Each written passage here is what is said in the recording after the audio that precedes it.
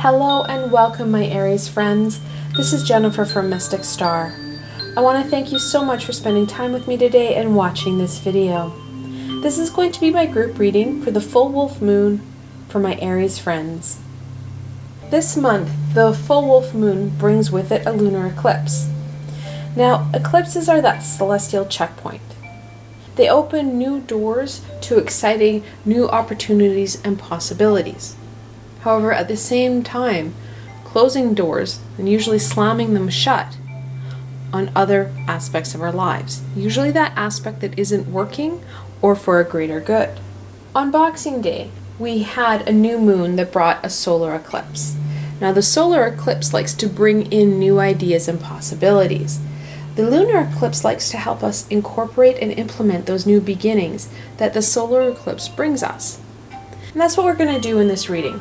We're going to look at how we can embrace and incorporate those pieces that the solar eclipse brought us, and how the full wolf moon is going to amplify it with that very animalistic passion energy that it brings us. Now, the deck I'm using for this reading is the Witch's Tarot, and I will also be using the Energy Oracle. Like always, there are links below to both these fantastic decks, so should they speak to you, you can go check them out for yourselves. I will also be loosely using the lunar eclipse spread. It's very similar to the solar eclipse spread that I used in December. However, I've modified it a little bit, and I'm also going to be kind of stepping in and out of it as I need. I won't be referring to it back and forth throughout the reading. I'm just going to be referring to the questions. I will have a link below, so should you want to attempt this reading at a later date, you'll be able to go check it out for yourselves. Alright, my Aries friends, let's see what the cards have to say today.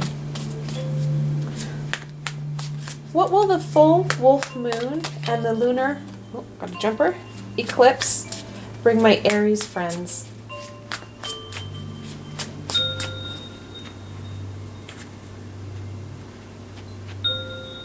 That's the Five of Wands. Fives are a conflictual card. They're all about that challenge and conflict. Wands are about that passion, that inner fire and drive. This full moon and eclipse is really going to bring out some very passion-centered feelings within yourself, and you're going to find that within you there's going to be a war or battle waging within. Because what the solar eclipse brought you, well, the lunar eclipse wants to implement that, which means things are going to shift, which also means your ego is going to start to get rattled. That rattling and uncertainty causes your ego to fight back. And that's what we'll be looking at, is that very conflictual, passionate energies within you trying to fight against each other. It's going to have quite the passion-centered and passion-focused energy because we are looking at the wolf moon.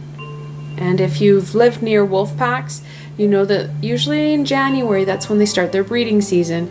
And that full moon brings out that howling, that animalistic, very passion-orientated energy. It's going to amplify the Five of Wands. Let's go on to the second question. What guidance does the full wolf moon and lunar eclipse bring my Aries friends?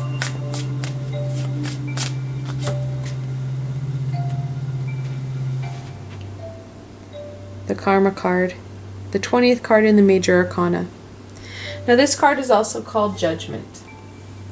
In this deck, we're looking at that karmic energy, that energy that you've expelled, and what you put out is what you're going to get back in.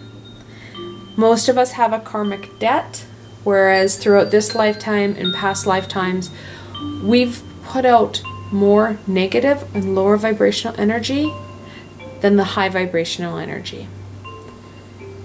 We can start to nullify and heal that energy that we've put out so it doesn't come back at us so harshly. However, some of that lower vibrational energy is going to come your way, and it's going to really aggravate and amplify this confliction You're going to have a lot of anger and kind of resentment. So don't be surprised if the day before and the day after you really are easily triggered and flare up quite quickly. Now, the 20th card in the Major Arcana, like I said, is also known as Judgment. And Judgment, the original card that Pamela Coleman Smith drew, has Archangel Gabriel in the top part of the card. She's playing a trumpet. Well, Archangel Gabriel is the messenger archangel. With that karmic energy, if we're able to step out of or kind of give ourselves that space to connect in, we're going to be able to receive some amazing messages. That guidance. We need that guidance to overcome some of these hostile lower vibrational energies, to implement and incorporate what the eclipse, and like both the lunar and the solar eclipse, are trying to help us out with. Those changes and shifts that we need to happen in our lives.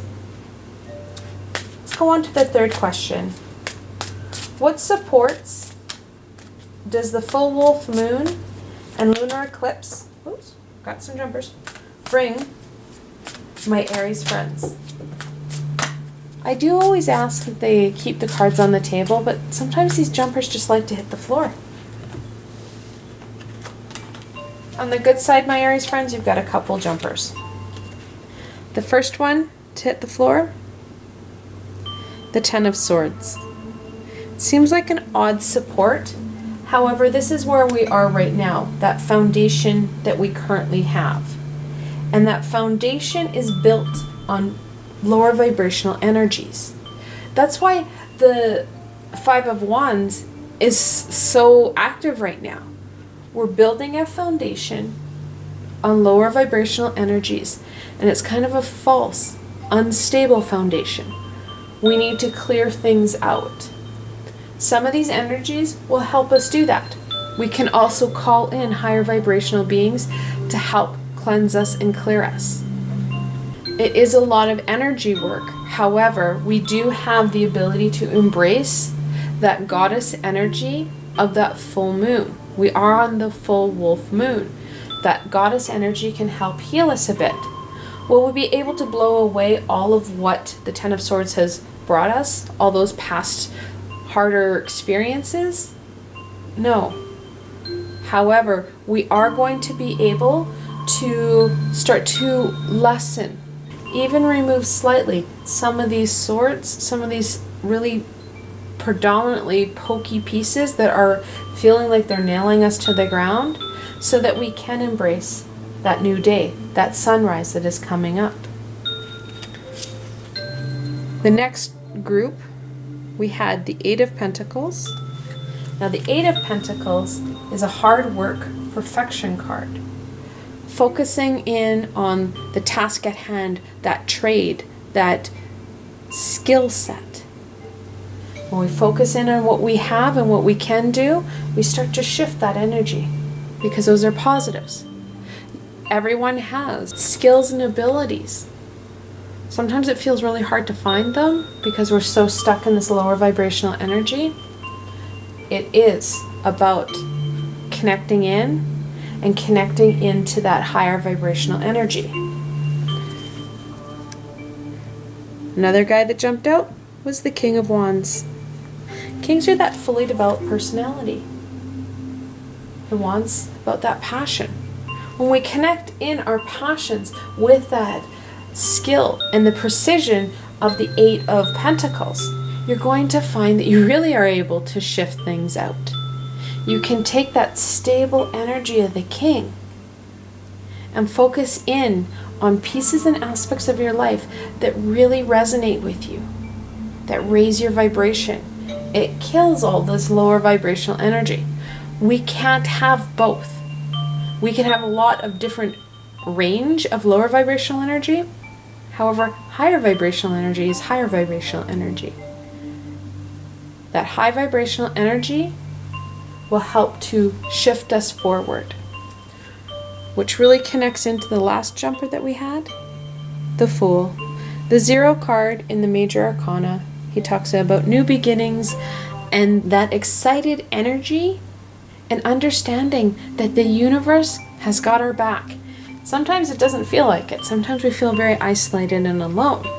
However, at the end of the day, the universe does have our back and is giving us symbols similar to the eclipse here that are there to help shift us to bring our path in a better alignment with our soul's deeper purpose, that soul's journey, if you will.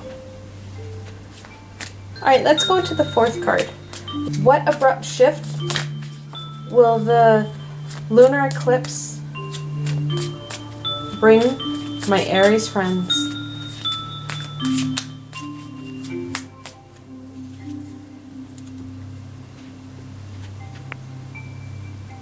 The Empress, the third card in the major arcana.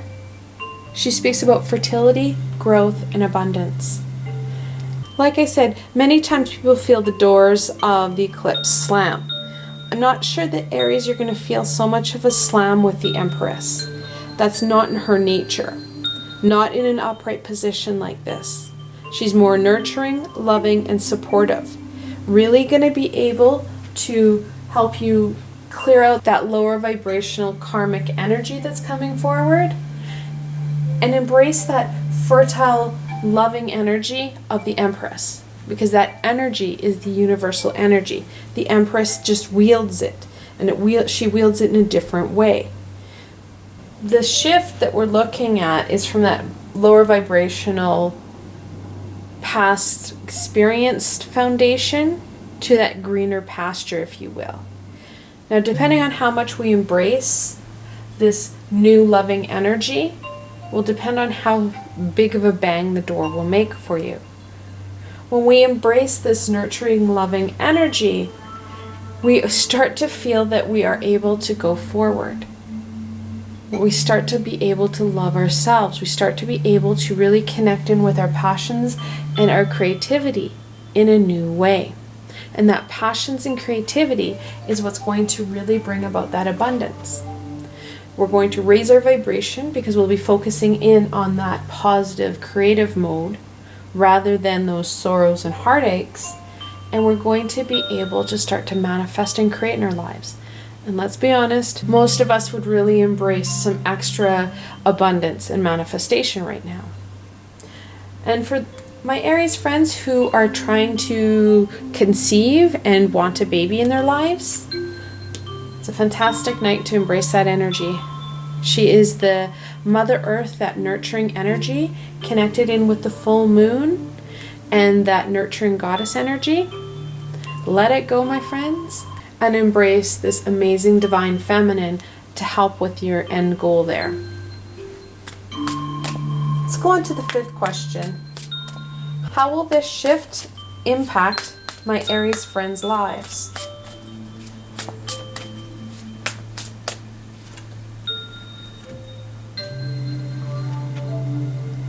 The Sun has joined the table, the Knight of Wands. Knights are that adolescent, go big or go home energy. How this shift of the eclipse is going to impact you is going to be through action. We're not going to feel stuck and nailed to our cross. We're going to get out of that martyr kind of woe is me attitude and connect back into these passions. Connect into what makes life happy and joyful for you. That shift will start to allow you to get up and go, to act on these creative ideas, to get things moving, to nurture yourself so that you have that time and energy to connect into that passion source, whatever that may be. Like I said in other videos, it does not mean arts and crafts. It can, but it can also mean working on a car, working and doing something that is very life-giving for you. And it varies for everybody. That's what makes us so unique and the earth so amazing. We have such an immense population with very distinct passions and creativity, with different strengths and abilities. That's what makes us great. It's tapping in to what really gets us going. Because we're going to get up and go now. Literally, the eclipse is going to kick you in the butt. And on to the sixth question. How can the full wolf moon and lunar eclipse support my Aries friends in incorporating this shift?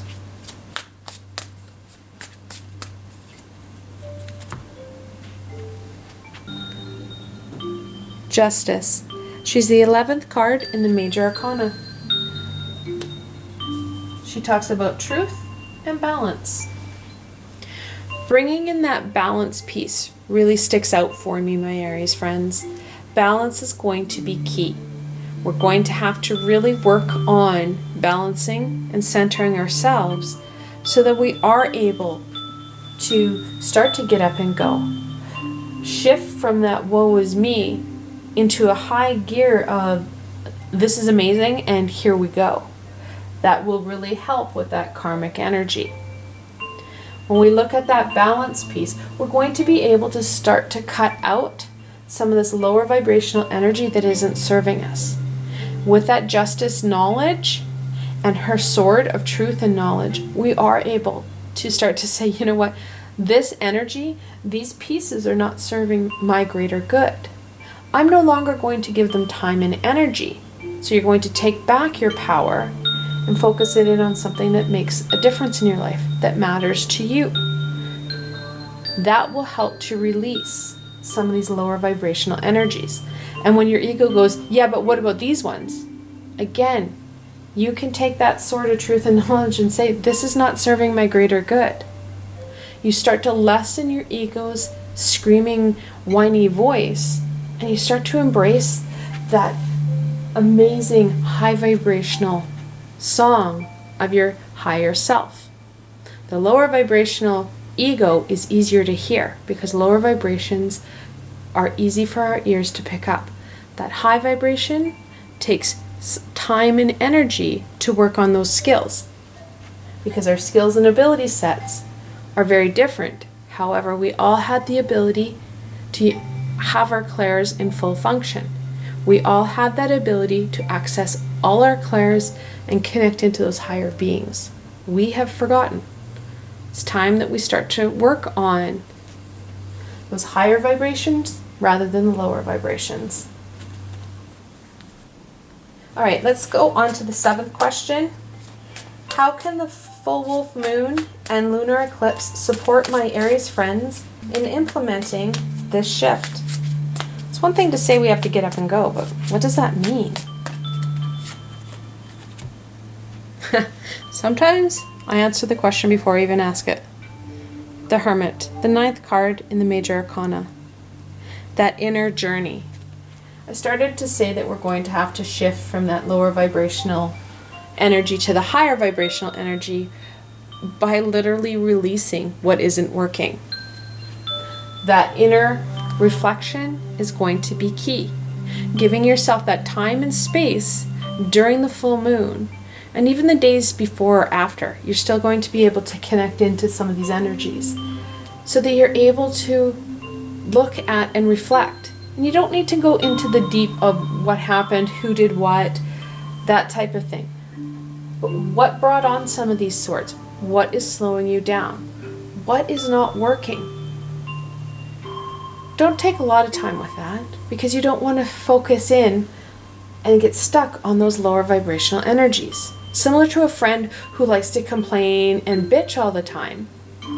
We don't like to be with them too much because it gets too heavy. Quickly jot down some of the stuff that you don't want in your life anymore. You're tired of holding you back.